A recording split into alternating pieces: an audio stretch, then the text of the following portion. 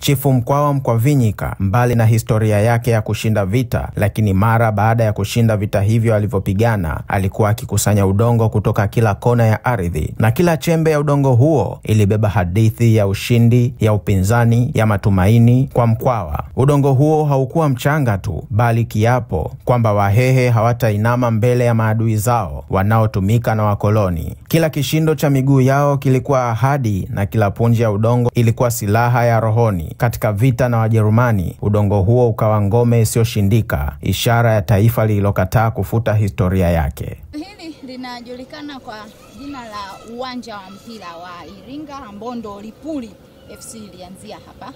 Ile kambi yetu ya jeshi niliyoambia iliitwa Lipuli imezunguka eneo hili kama unavyoona kule, lakini hapa ndo sehemu kuu ambayo ilikuwa inatumika kwa ajili ya kufanyia mkutano kwa chifu ndani ya kambi ya jeshi ya Lipuli, ambako ndiko alikokuwa anakusanya udongo wa maeneo tofauti tofauti, kama tulivyosikia kwenye historia kwamba chifu alikuwa anavamia mikoa mbalimbali, akishinda anazoa udongo anarudika hapa nyumbani kwake, na nyumba zake zilikuwa upande huo zishavunjika kutokana na maendeleo ya mji.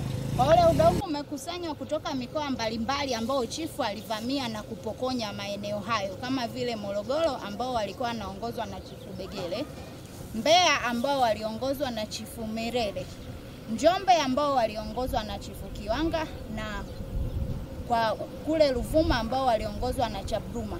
Kwa hiyo ni baadhi ya mikoa ambao nimetaja ambao udongo wao ulikuwa ukikusanywa hapa. Tukikupiga tukishinda unazoa udongo unaleta hapa. Ndio maana tulisema anaitwa mpokonyaji. Sasa hapa alikuwa anatumia kama jukwaa. Anapanda pale juu kama unavyoona, akiwa na kile kigoda chake anaanza kuringa, kujidai, kutamba. Huku nyinyi mmekaa huku chini unasikiliza mkutano. Na yeye ndio chifu wa machifu, na ndio maana tukaita Liringa. Chifu anaringa, chifu anajidai, chifu anatamba. Wazungu walipokuja ndo wakaita Iringa.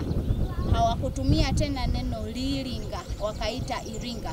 Kwa hiyo asili ya mkoa wetu wa Iringa imeanzia hapa kwenye Kichuguu, tukimaanisha kuringa, kujidai, kutamba.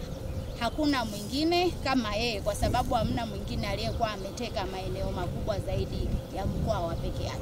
Tufuatilie kupitia mitandao yetu ya kijamii kama YouTube, Instagram, TikTok na X kwa jina la Panorama Update. Hii ni Panorama TV.